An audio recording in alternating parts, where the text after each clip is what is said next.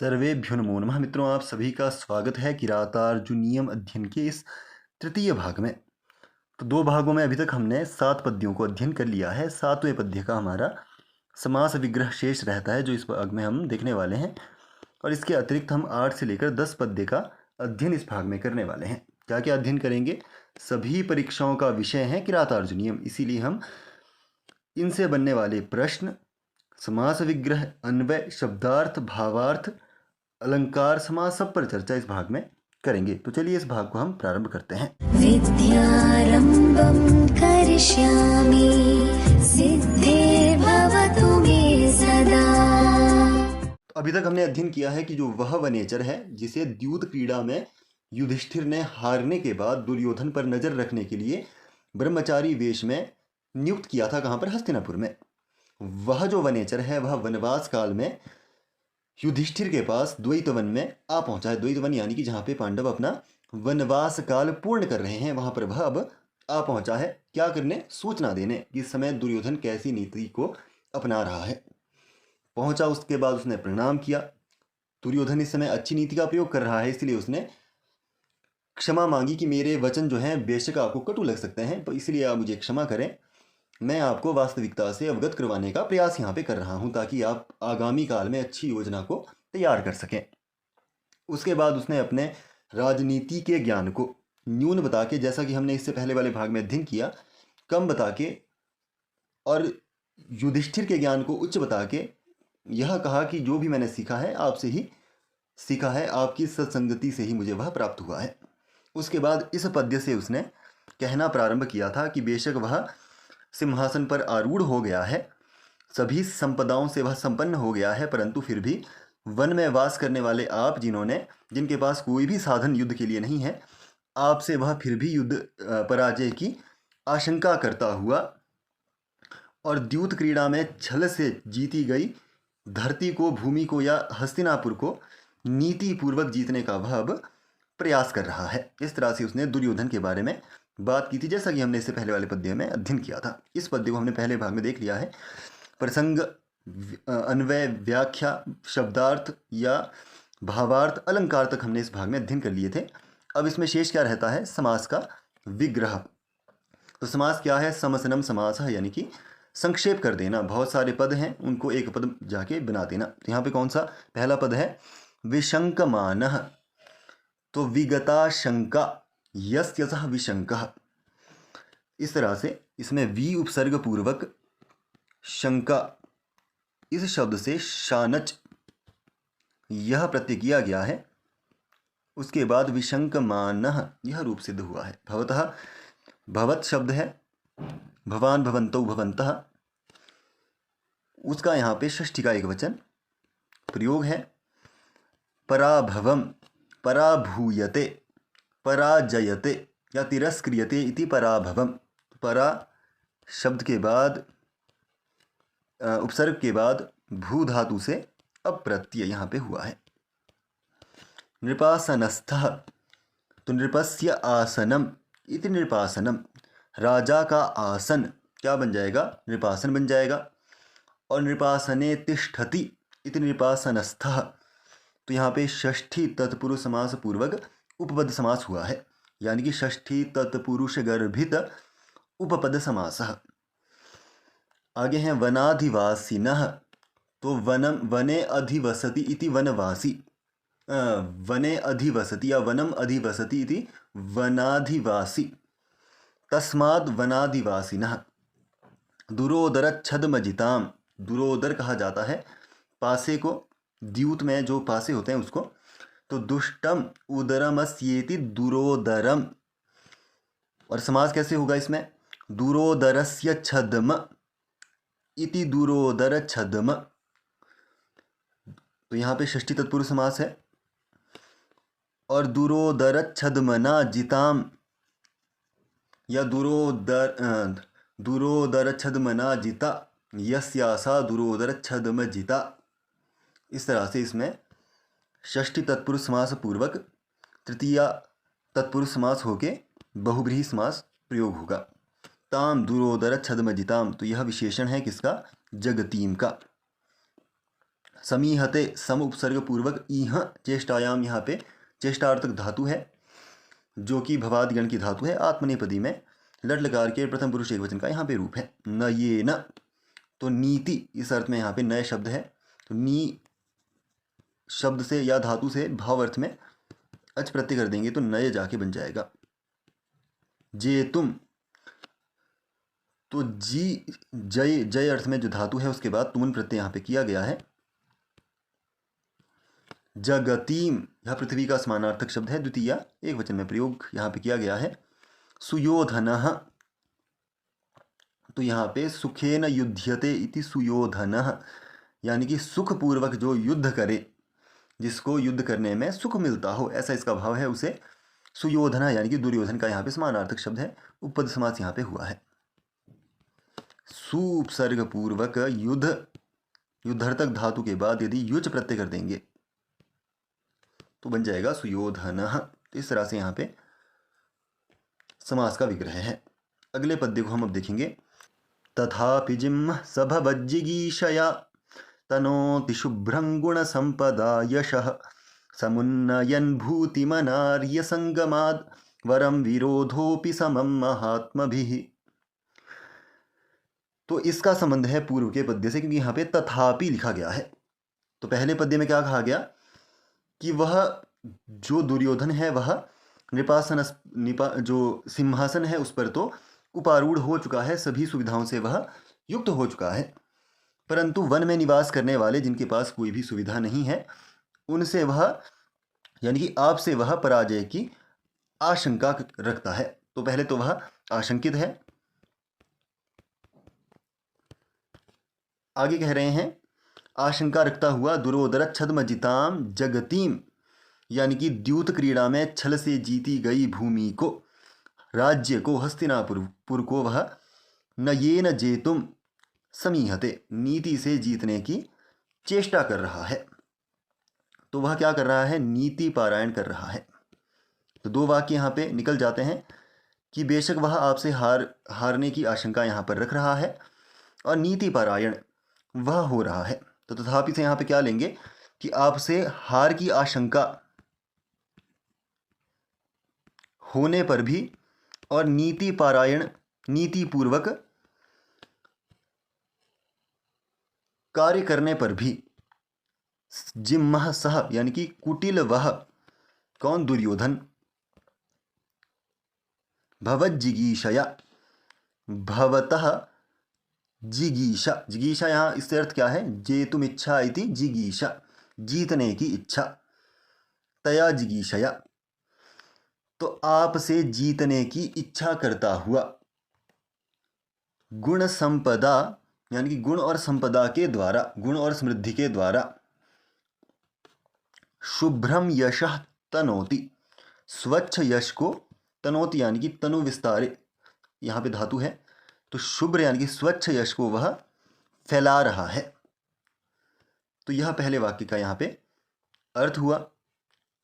क्योंकि ही यहाँ पे अध्याहार होगा, ही भूतिम समुन्नयन, यानी कि ऐश्वर्य को बढ़ाने वाले, भूतिम यानी कि द्वितीय एक वचन है, तो भूति को बढ़ाने वाले, कौन बढ़ाने वाले? महात्मभिः सह, महात्माओं के साथ, महात्मभिः समम, महात्माओं के साथ, विरोधः अपि, विरोध यानी कि विद्रोह भी, दुश्मनी भी, शत्रुता भी, अनार्य संगमाद, अनार्य यानी कि असज्जनों की मैत्री से, अनार्यस्य संगमः इति अनार्य संगमः, षष्ठी तत्पुरुष समास, अनार्य तस्माद अनार्य संगमाद, यानी कि असज्जनों की मैत्री से, अनार्य यानी कि असज्जन और संगम यानी कि मैत्री, तो असज्जनों की मैत्री से, वरम क्या है? श्रेष्ठ है, अच्छी है। तो पूरे पद्य को हम यहाँ पे अन्वय को देखेंगे, फिर अंतिम में व्याख्या को हम देखेंगे। तो तथापि जिह्म सह भवज्जिगीषया गुण संपदा शुभ्रम यशः तनोति, भूतिम समुन्नयन महात्मभिः समम, विरोधः अपि अनार्य संगमाद वरम। इस तरह से इसका पूरा अन्वय होगा। तो जिम्मह जो है यहाँ पे सह यानी कि दुर्योधन का विशेषण है। शुभ्रम यहाँ पे यशः पद का विशेषण है। यश शब्द क्या है? यशस, यशस मूल शब्द है, नपुंसकलिंग है, तो इसीलिए यहाँ पे इसको भी नपुंसकलिंग में ही रखा गया है। गुण संपदा यहाँ पे तृतीया, गुण संपद यहाँ पे शब्द है, तृतीया का एक वचन है। इस प्रकार से अब इसके पूरे अर्थ को समझेंगे।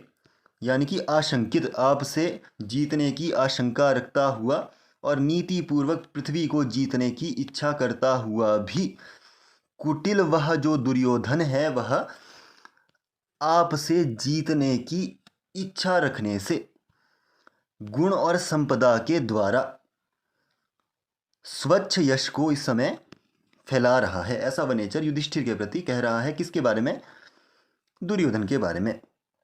क्योंकि भूतिम समुन्नयन, भूतिम यानी कि ऐश्वर्य को बढ़ाने वाले महात्माओं के साथ विरोध भी असज्जनों की मैत्री से श्रेष्ठ हैं, अच्छे हैं। तो क्या इससे भावार्थ हमें निकल के आ जाता है कि वह वनेचर कह रहा है कि दुर्योधन आपसे यानी कि युधिष्ठिर से इस समय भय रख रहा है, आशंकित है, परंतु फिर भी वह क्या चाहता है कि मैं लोकप्रिय बनूं। लोकप्रिय बनने के लिए वह नीति का उपालंबन कर रहा है। वह स्वभाव से कैसा है? स्वभाव से बेशक वह कुटिल है, परंतु फिर भी वह आपसे जीतने की इच्छा रखता है, आपसे प्रतिस्पर्धा रखता है। इसके कारण वह स्वयं को भी उत्कृष्ट बनाना चाहता है। उत्कृष्ट बनाने के लिए वह क्या कर रहा है? गुण और समृद्धि के द्वारा, यानी कि गुणों के द्वारा और समृद्धि के द्वारा, गुण और संपत्ति के द्वारा वह अच्छे यश को फैलाने के लिए, अच्छे यश को वह इस समय फैला रहा है। क्योंकि ऐश्वर्य को बढ़ाने वाले जो महात्मा होते हैं, उनके साथ यदि प्रतिस्पर्धा भी रखी जाए तो वह कैसी है? श्रेष्ठ है। परंतु यदि असज्जनों के साथ मैत्री की जाए तो वह क्या है? निकृष्ट है। तो यहाँ पे श्रेष्ठता दिखाई है महात्माओं के साथ विरोध की, न कि दुष्टों के साथ मैत्री की। तो कौन श्रेष्ठ है? महात्माओं के साथ विरोध श्रेष्ठ है, परंतु असज्जनों के साथ की गई मैत्री अच्छी नहीं है। तो उनके शत्रु कौन है? शत्रु उसका युधिष्ठिर है। तो युधिष्ठिर के साथ बेशक वह क्या रख रहा है? विरोध रख रहा है, परंतु यदि आपको देख कर आपके साथ प्रतिस्पर्धा करने के कारण, क्योंकि युधिष्ठिर क्या है? लोकप्रिय है, तो आपको देख के वह खुद भी गुण और संपदा के द्वारा अच्छी कीर्ति को वह फैलाने का प्रयास कर रहा है। तो इसका ही इन्होंने दृष्टांत दिया। क्योंकि ऐश्वर्य को बढ़ाने वाले महात्माओं के साथ की गई प्रतिस्पर्धा भी असज्जनों के साथ की गई मैत्री से श्रेष्ठ होती है। तो यहाँ पे भाव निकल के आ जाता है। अब यहाँ पे देखते हैं हम कि कौन सा अलंकार यहाँ पे होगा। तो पहला अलंकार कौन सा है? यहाँ पे दो अलंकार प्रयोग यहाँ पे हुए हैं। पहला है काव्यलिंग अलंकार। तो काव्यलिंग अलंकार क्या कहता है? हेतोर वाक्य पदार्थत्वे काव्यलिंगम उदाहृतम, यानी कि जहाँ पदार्थ का किसी वस्तु के प्रति कारण रूप कथन किया जाए वहाँ पे काव्यलिंग अलंकार होता है। तो यहाँ पे वह वाक्यार्थ या पदार्थ क्या है? पदार्थ है वहाँ पे महात्मभिः, यानी कि महात्माओं के साथ विरोध क्या है? श्रेष्ठ है, क्योंकि वह ऐश्वर्य में वृद्धि करने वाले होते हैं। तो यहाँ पे भूतिम समुन्नयन कारण रूप कथन है। महात्मा भी यहाँ पे क्या है? वह पदार्थ है। महात्माओं के साथ वैर क्या है? विरोध क्या है? श्रेष्ठ है, क्योंकि वह ऐश्वर्य की वृद्धि करने वाले होते हैं। तो महात्मा भी यहाँ पे पदार्थ हुआ, या महात्मा भी सह महात्मा भी समम विरोधः अपि वरम, इसके प्रति कारण रूप कथन क्या है? भूतिम समुन्नयन, क्योंकि वह ऐश्वर्य की वृद्धि करते हैं। तो यह यहाँ पे काव्यलिंग अलंकार है। दूसरा यहाँ पे अर्थांतर न्यास अलंकार का भी प्रयोग किया गया है। इसका लक्षण मैंने आपको पहले भी बताया था। सामान्यं वा विशेषो वा तदन्येन समर्थ्यते यत्र सो अर्थांतर न्यास साधर्म्येणेतरेण वा, यानी कि साधर्म्य या वैधर्म्य के द्वारा सामान्य का विशेष से और विशेष का सामान्य के प्रति समर्थन करना, उपपत्ति द्वारा दृढ़ीकरण करना, वहाँ पर कौन सा अलंकार हो जाएगा? अर्थांतर न्यास अलंकार हो जाएगा। तो यहाँ पे भी सामान्य का विशेष से साधर्म्य के द्वारा क्या किया गया है? समर्थन किया गया है। कैसे किया गया है? सामान्य क्या है कि महात्माओं के साथ विरोध श्रेष्ठ है, तो यह क्या है? यहाँ पे सामान्य कथन है। और दूसरा यहाँ पे गुण संपदा, यह क्या है? विशेष कथन है, यानी कि दुर्योधन गुण समृद्धि द्वारा यश फैला रहा है, तो इसलिए यहाँ पे अर्थांतर न्यास अलंकार हो जाता है। अब बात करते हैं यहाँ पे समास की। तो भवज्जिगीषया, पहला यहाँ पे समस्त पद है भवज्जिगीषया। तो भवतः, पहले जिगीषा पद को हम जान लेंगे। तो जिगीषा में जेतुम इच्छा इति जिगीषा, जीतने की इच्छा, तो वह यहाँ पे जिगीषा बना। और भवज्जिगीषा कैसे विग्रह होगा? तो भवतः जिगीषा इति भवज्जिगीषा, आपसे जीतने की इच्छा। इस तरह से यहाँ पे पंचमी तत्पुरुष समास, षष्ठी तत्पुरुष समास हो जाता है। जिगीषा पद कैसे बनता है? तो जी यहाँ पे धातु है, और जी धातु के बाद हम सन प्रत्यय करेंगे। सन प्रत्यय के बाद अप्रत्यय आएगा और टाप कर देंगे, तो जिगीषा बन जाएगा।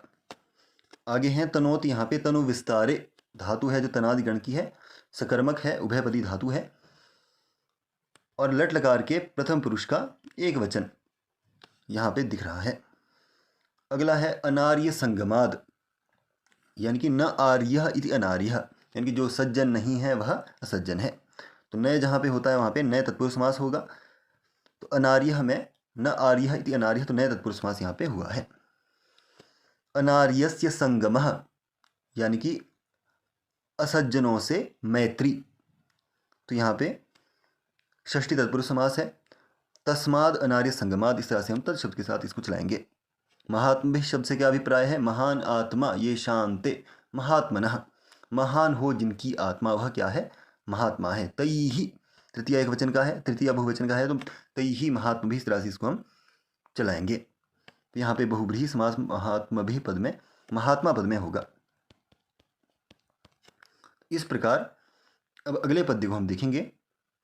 कृतारि षड्वर्गजयेन मानवीमगम्य रूपां पदवीं प्रपित्सुना विभज्य दिवमस्ततीन्द्रिणा वितन्यते तेन नयेन पौरुषम। आगे वह वनेचर अब दुर्योधन की नीति के बारे में कह रहा है। क्या कह रहा है? कृतारि षड्वर्गजयेन, यानी कि 6 प्रकार के शत्रु समूहों पर विजय प्राप्त करके, 6 प्रकार के शत्रु वर्ग,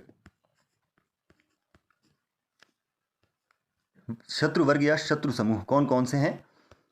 काम, क्रोध, लोभ, मोह, मद और मात्सर्य। इन 6 प्रकार के शत्रु वर्गों पर विजय प्राप्त करके अगम्य रूपाम मानवीम, अगम्य रूपाम यानी कि क्लिष्टता से व्यवहार में लाने योग्य, मानवीम मनु द्वारा प्रतिपादित, पदवीम प्रजापालन विषयक पद्धति को प्रपित सुना प्राप्त करने की इच्छा से, नक्तन दिवम अस्ततिन्द्रिणा, अस्ततिन्द्रिणा यानी कि आलस्य का त्याग करके, नक्तन दिवम विभज्य रात दिन को विभक्त करके, नयेन नीति पूर्वक, तेन वह दुर्योधन, पौरुषम पुरुषार्थ को, धर्म अर्थ काम मोक्ष को, वितन्यते तनु विस्तारे यानी कि बढ़ा रहा है, फैला रहा है। तो फिर से एक बार इसके शब्दार्थों को देखेंगे, अन्वय को भी देखेंगे। क्या अन्वय है? कृतारि षड्वर्ग जयेन अगम्य रूपाम मानवीम, यहाँ पे मानवी के बाद जो यह म है यह आ जाएगा, अलग हो जाएगा। तो अगम्य रूपाम मानवीम पदवीम प्रपित्सुना अस्ततीन्द्रिणा नक्तं दिवं विभज्य नयेन तेन पौरुषम वितन्यते। यानी कि 6 प्रकार के शत्रु वर्ग काम, क्रोध, लोभ, मोह, मद और मात्सर्य पर विजय प्राप्त करके अगम्य रूपाम कठिनता से व्यवहार में लाने योग्य मानवी मनु द्वारा प्रतिपादित प्रजापालन की, यहाँ पे प्रजापालन की हम खुद अध्याहार करेंगे, पदवीम पद्धति को प्रपित्सुना प्राप्त करने की इच्छा से अस्ततीन्द्रिणा, अस्ततीन्द्रिणा यानी कि आलस्य का त्याग करके, अस्तातंद्रि यस्य सह अस्ततीन्द्रि, अस्ततीन्द्रि हो जाएगा। और तेन तया तेन अस्ततीन्द्रिणा, इस तरह से यहाँ पे बहुव्रीहि समास प्रयोग होगा। यानी कि अस्त कर लिया हो आलस्य को जिसने, वह क्या है? आलस्य का त्यागी व्यक्ति हो जाएगा। और उस आलस्य का त्याग किए हुए व्यक्ति के द्वारा नयेन नीति से, वह दुर्योधन उसके द्वारा पुरुषार्थ को फैला रहा है। तो क्या अर्थ हो जाएगा इसका? कि काम, क्रोध, लोभ, मोह, मद और मात्सर्य, इन 6 प्रकार के शत्रु वर्ग पर विजय प्राप्त करके कठिनता से व्यवहार में लाने योग्य मनु द्वारा प्रतिपादित प्रजापालन की पद्धति को जीतने की इच्छा से या प्राप्त करने की इच्छा से आलस्य का त्याग करके और रात दिन का विभाग करके वह दुर्योधन के द्वारा नीति से पुरुषार्थ को फैलाया जा रहा है। क्योंकि यहाँ पे कर्मवाच्य का यह रूप है, इसलिए फैलाया जा रहा है या बढ़ाया जा रहा है, इस प्रकार से यहाँ पे निकलेगा। तो इससे भावार्थ क्या हम ग्रहण करेंगे कि वह जो दुर्योधन है उसने अपने 6 प्रकार के शत्रुओं पर विजय प्राप्त कर ली है। कौन कौन से? काम, क्रोध, लोभ, मोह, मद और मात्सर्य, इन पर उसने विजय प्राप्त कर ली है। और मनुस्मृति इत्यादि ग्रंथों में मनु द्वारा जो प्रजापालन से संबंधित क्लिष्ट नीति को बताया गया है, उसको वह प्राप्त करने की इच्छा कर रहा है। उसको प्राप्त करने की इच्छा से वह क्या कर रहा है? तो अस्ततीन्द्रिणा यानी कि आलस्य का वह त्याग कर चुका है और रात दिन का यानी कि वह समय का अच्छे से उपयोग कर रहा है। रात दिन को उसने विभक्त कर लिया है, रात में भी काम कर रहा है, दिन में भी के किस समय उसको क्या क्या काम करने हैं उसका उसने विभाजन कर लिया है। इस प्रकार वह जो दुर्योधन है वह नीति से पुरुषार्थ, काम, धर्म, अर्थ, काम, मोक्ष, इन पुरुषार्थ को वह फैला रहा है। तो यह इसका अर्थ हो जाएगा कि यानी कि इस समय जो दुर्योधन है वह अच्छे से प्रजापालन की नीति का अनुसरण कर रहा है। इस प्रकार से इसका भावार्थ निकल जाएगा। तो कौन सा अलंकार इसमें है? तो आप यहाँ पे देखेंगे प प प प 4 बार प है। तो यहाँ पे शब्द साम्य मनुप्रासः, यानी कि जहाँ पे शब्द की साम्य हो। शब्द साम्य से अर्थ क्या है? स्वरों के रहते हुए भी मात्र व्यंजनों की जहाँ पे बार बार आवृत्ति देखने को मिले, वहाँ पे अनुप्रास अलंकार होता है। वह 2 प्रकार का है, छेकानुप्रासः और दूसरा है वृत्त्यनुप्रासः। छेकानुप्रास क्या है? सोनेकस्य सकृत परः, यानी कि एक से अधिक व्यंजनों की एक बार जो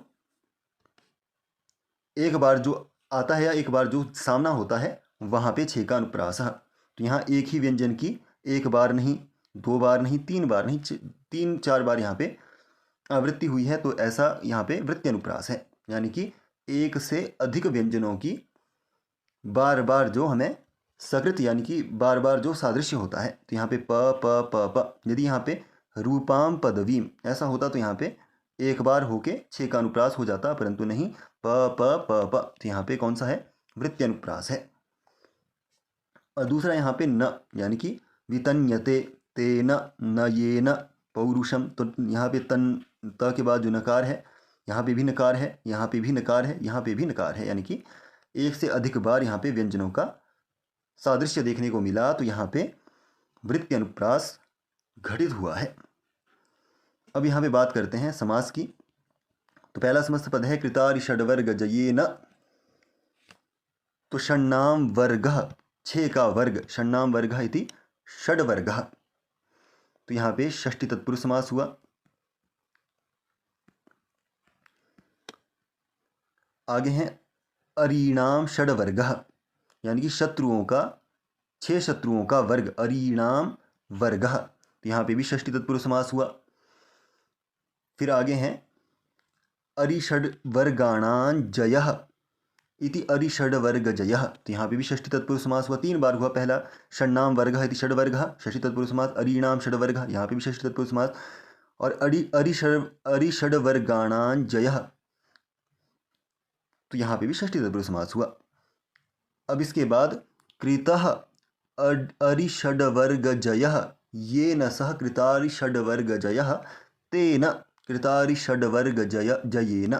इस तरह से यहाँ पे षष्ठी तत्पुरुष गर्भित, षष्ठी तत्पुरुष गर्भित बहुव्रीहि समास हुआ है। मानवी, अगला यहाँ पे शब्द है। तो मानव शब्द से यहाँ पे गी प्रत्यय होके मानवी बन गया है, यानी कि मनु द्वारा प्रतिपादित, जिसका जैसा हमने पहले पढ़ा। तो अगम्य रूपाम, न गम्यः इति अगम्यः। तो यहाँ पे नए तत्पुरुष समास हुआ। और न गम्यम रूपम यस्याहा सा अगम्य रूपा। तो यहाँ पे बहुव्रीहि समास सिद्ध होता है। और ताम अगम्य रूपाम, इस तरह से इसको तद शब्द के साथ चला देंगे। पदवीम से पद्धति यहाँ पे अर्थ है। प्रपित सुना से यहाँ पे अर्थ क्या है? प्रपत्तुम इच्छुः इति प्रपित्तुः, प्रपत्तुम इच्छुः इति प्रपित्सुः। इस तरह से यहाँ पे तृतीय एक वचन में यहाँ प्रपित सुना बना है। विभज्य विभज धातु से कता प्रत्यय कता के अर्थ में ल्य प्रत्यय कर देंगे, क्योंकि वी उपसर्ग जहाँ पे पूर्व में हो वहाँ पे ल्य जो है प्रयोग होता है, परंतु वह क्तवा के अर्थ में ही होता है। और यदि यहाँ पे उपसर्ग पूर्व में ना होता तो यहाँ पे क्तवा हम देखते, यानी कि क्तवा प्रयोग यहाँ पे तब होना चाहिए था। आगे है नक्तन दिवम।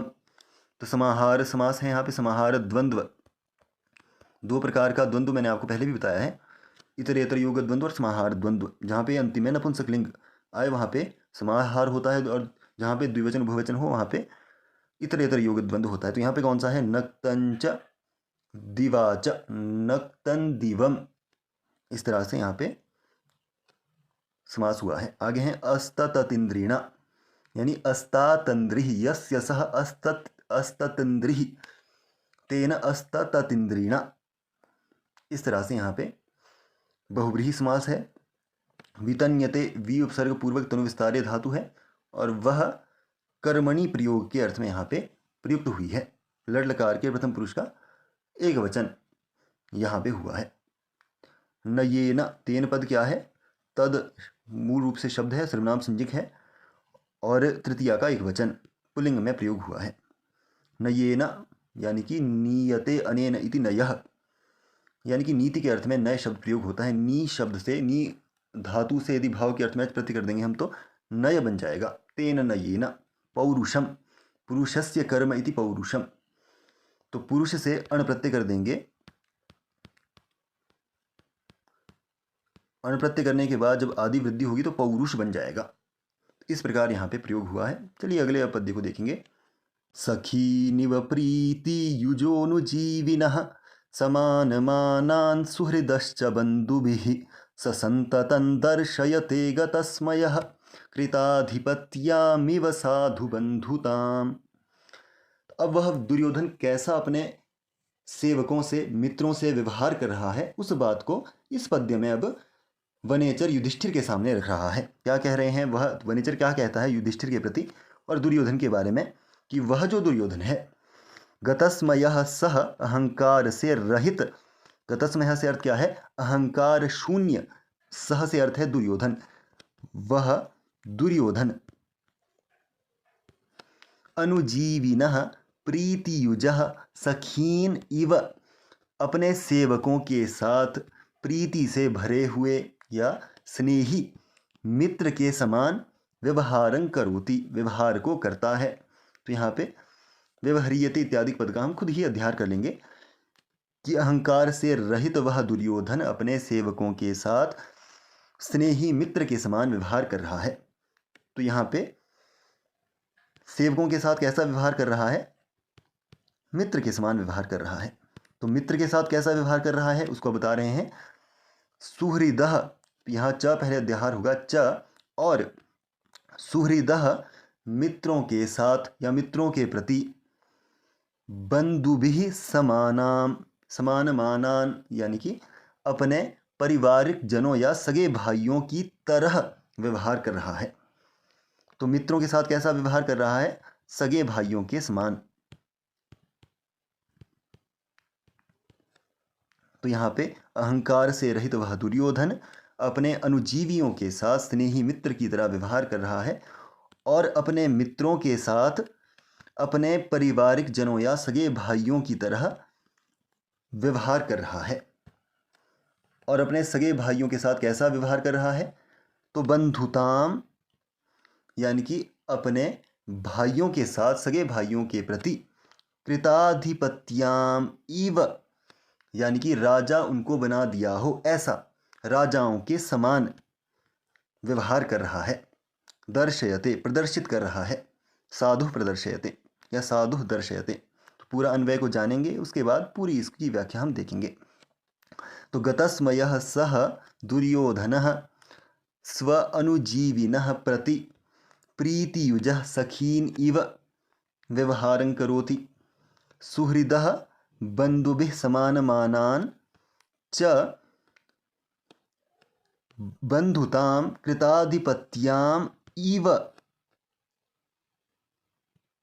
साधु दर्शयते या संततम साधु दर्शयते। फिर से अन्वय को एक बार देख लीजिए। गतस्मयः सह अनुजीविनः प्रीतियुजः सखीन इव सुहृदः बंधुभिः समानमानान् च बंधुतां कृताधिपत्याम इव संततम साधु दर्शयते। इस तरह से इसका अन्वय होगा। अर्थ क्या होगा कि अहंकार से शून्य वह दुर्योधन अपने सेवकों के साथ स्नेही मित्र के समान व्यवहार कर रहा है, अपने मित्रों के साथ अपने पारिवारिक जनों या सगे भाइयों की तरह व्यवहार कर रहा है और अपने सगे भाइयों के प्रति वह जैसे उनको राजा बना दिया गया हो, इस तरह से नियमित अच्छा व्यवहार प्रदर्शित कर रहा है। तो यह यहाँ पे अर्थ ग्रहण होगा। तो इससे पहले कहा गया कि वह अपने 6 शत्रुओं का जो है त्याग कर चुका है और वह इस समय अच्छी नीति का प्रयोग कर रहा है, अच्छा बनने का प्रयास कर रहा है। किस तरह से वह लोगों से व्यवहार कर रहा है? तो अपने अनुजीवियों के साथ वह सगे मित्रों के समान व्यवहार कर रहा है। किस प्रकार? अहंकार से शून्य होकर, क्योंकि जहाँ पर अहम भाव आ जाएगा वहाँ पर दूसरों के साथ अंतःक्रिया करने में छोटे और बड़े का भाव आ सकता है, परंतु वह अहंकार का त्याग कर चुका है। तो वह अहंकार का त्याग करके अपने सेवकों के साथ मित्रों के समान व्यवहार कर रहा है और मित्रों के साथ वह सगे भाइयों की तरह व्यवहार इस समय करता हुआ दिख रहा है। और सगे भाइयों के साथ ऐसा व्यवहार कर रहा है कि तुम ही राजा हो, उनको जैसे राजा बना दिया गया हो, उनको सारी राजा की पावर्स दे दी गई हो। इस तरह से नियमित अच्छे व्यवहार को करता हुआ वह दिख रहा है। ऐसा वनेचर युधिष्ठिर के प्रति कह रहा है दुर्योधन के बारे में। अब यहाँ पे अलंकार कौन कौन से होंगे? तो पहले तो यहाँ पे स्पष्ट है कि यहाँ पे उपमा अलंकार है। उपमा अलंकार यानी कि साधर्म्य में उपमा भेदे, जहाँ पे उपमान और उपमेय की जो है साधर्म्य देखा जाता है। जैसे कि उदाहरण ले लेते हैं।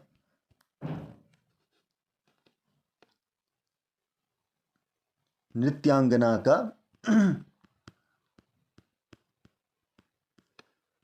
का मुख चंद्र के समान है, तो यहाँ पे आप देखेंगे कि नृत्यांगना यहाँ पे क्या है, उपमेय है, यानी कि निकृष्ट, जिसमें निकृष्टता हो, और उच्च कौन है, चंद्र, तो यह उपमान है जहाँ पे उच्चता दिखाई दे। और मुख यानी कि सुंदरता, यहाँ पे क्या है, साधर्म्य है। और समान यहाँ पे उपमावाचक शब्द विशेष है, यानी कि इव।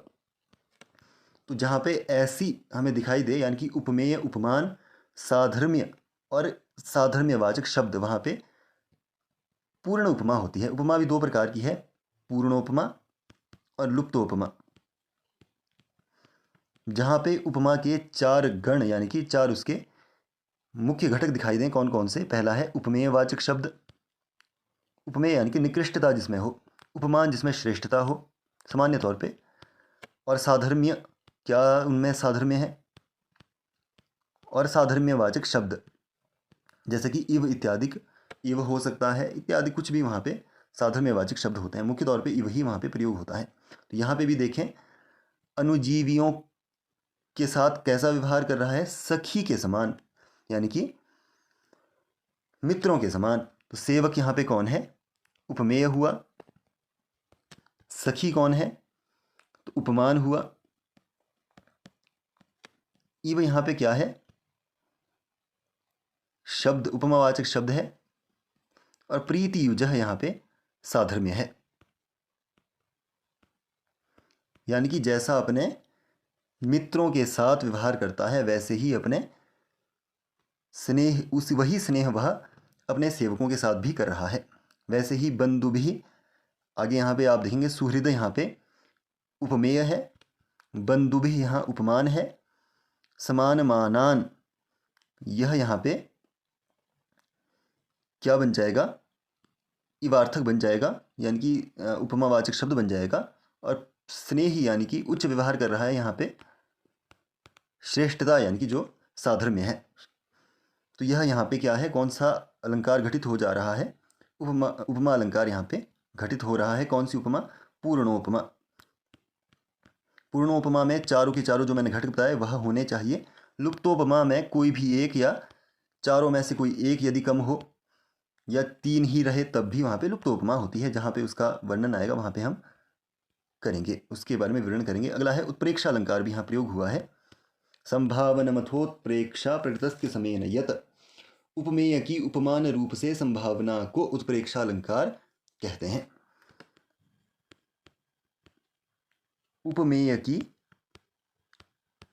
उपमान रूप में, कहाँ पे, कृताधिपत्याम इव, यह क्या है, यहाँ पे उत्प्रेक्षा अलंकार है।